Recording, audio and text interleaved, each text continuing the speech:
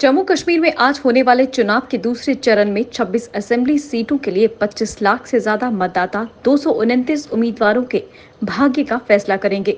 ये विधानसभा क्षेत्र 6 जिलों में फैले हैं, 3 घाटी में और इतने ही जम्मू संभाग में।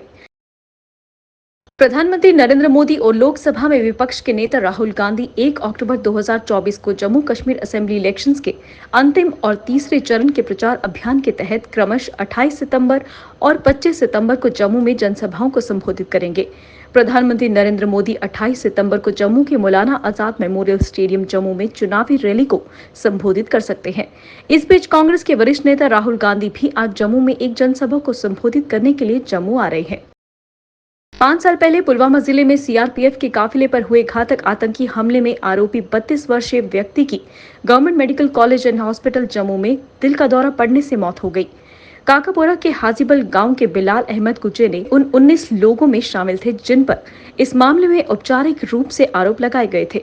14 फरवरी 2019 को पुलवामा के लेथपोरा में पाकिस्तान स्थित जैश ए मोहम्मद के एक आतंकवादी ने विस्फोटकों से लदी कार को काफिले में घुसा दिया था, जिसमें सीआरपीएफ के जवान शहीद हो गए थे और 8 अन्य घायल हो गए थे।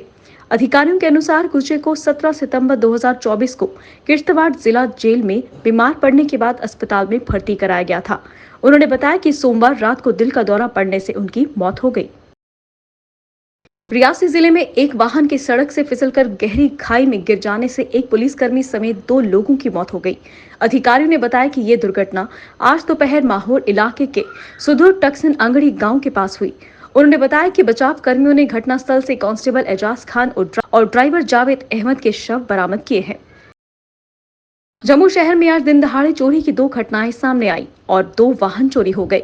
मोती बाजार इलाके से एक स्कूटी चोरी हो गई और स्कूटी के मालिक ने बताया कि 2 पहिया वाहन उसकी दुकान के बाहर खड़ा था और वह चाबी निकालना भूल गया। इसका फायदा उठाकर वाहन चोर स्कूटी समेत फरार हो गया।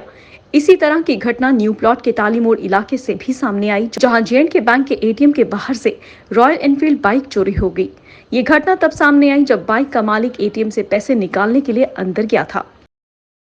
जम्मू कश्मीर भाजपा के मुख्य प्रवक्ता सुनील सेठी ने कहा कि नेशनल कॉन्फ्रेंस और कांग्रेस दोनों ने लोगों के सामने गलत इतिहास पेश किया और महाराजा हरि सिंह को नकारात्मक तरीके से पेश किया। ये बात सुनील सेठी ने आज जम्मू में एक प्रेस कॉन्फ्रेंस को संबोधित करते हुए कही। सेठी ने कहा, नेशनल कॉन्फ्रेंस और कांग्रेस ने महाराजा हरि सिंह की छवि को खराब किया और उन्हें नकारात्मक तरीके से पेश किया। उन्होंने कहा, महाराजा को कमतर आंककर एनसी कांग्रेस ने शेख अब्दुल्ला को नायक और बड़े नेता के रूप में पेश किया। सेठी ने कहा कि महाराजा हरि सिंह की वजह से ही जम्मू कश्मीर आज भारत का अभिन्न अंग है। डेंगू के प्रसार को रोकने के लिए जम्मू म्युनिसिपल कॉर्पोरेशन ने आयुक्त डॉक्टर देवांश यादव के नेतृत्व में मलेरिया निरोधक शाखा के साथ मिलकर विशेष फॉगिंग अभियान शुरू किया है। स्वास्थ्य अधिकारी डॉक्टर विनोद शर्मा की देखरेख में फॉगिंग टीम ने जम्मू म्युनिसिपल कॉर्पोरेशन के अधिकार क्षेत्र में आने वाले मुट्ठी, जानीपुर, बन तालाब, त्रिकुटानगर, शास्त्री नगर और छन्नी क्षेत्रों सहित हॉटस्पॉट को लक्षित किया। अभियान अब दोहरी शिफ्ट में चलाया जा रहा है ताकि ये सुनिश्चित किया जा सके कि मच्छरों के प्रजनन स्थलों को प्रभावी ढंग से खत्म करने के लिए इन महत्वपूर्ण क्षेत्रों में 2 बार फॉगिंग हो। जम्मू और कश्मीर सरकार ने नई दिल्ली में आयोजित 3rd world food India addition कार्यक्रम में भाग लिया। वर्ल्ड फूड इंडिया में Jammu and Kashmir trade promotion organisation द्वारा प्रायोजित मंडप में जम्मू और कश्मीर के प्रमुख उत्पादों की एक श्रृंखला प्रदर्शित की गई, जिसमें फल, मसाले, सूखे मेवे, शहद, सुगंधित उत्पाद आदि शामिल थे।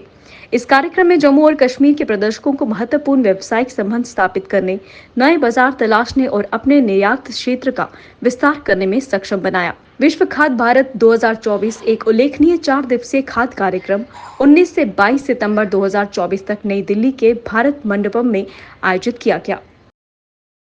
डोगरा फ्रंट और शिवसेना के कार्यकर्ताओं ने अध्यक्ष अशोक गुप्ता के नेतृत्व में जम्मू शहर में डोगरों को आरक्षण दो के नारे लगाते हुए एक विशाल रैली निकाली और स्थानीय पहचान और अर्थव्यवस्था की रक्षा के लिए सरकारी नौकरियों और हायर एजुकेशनल इंस्टीट्यूशंस में डोगरों के लिए आरक्षण की मांग की। गुप्ता ने सरकारी नौकरियों और एजुकेशनल इंस्टीट्यूशंस में डोगरों के लिए 50% आरक्षण को उनका अधिकार बताया, क्योंकि वे जम्मू और कश्मीर के वास्तविक निवासी हैं।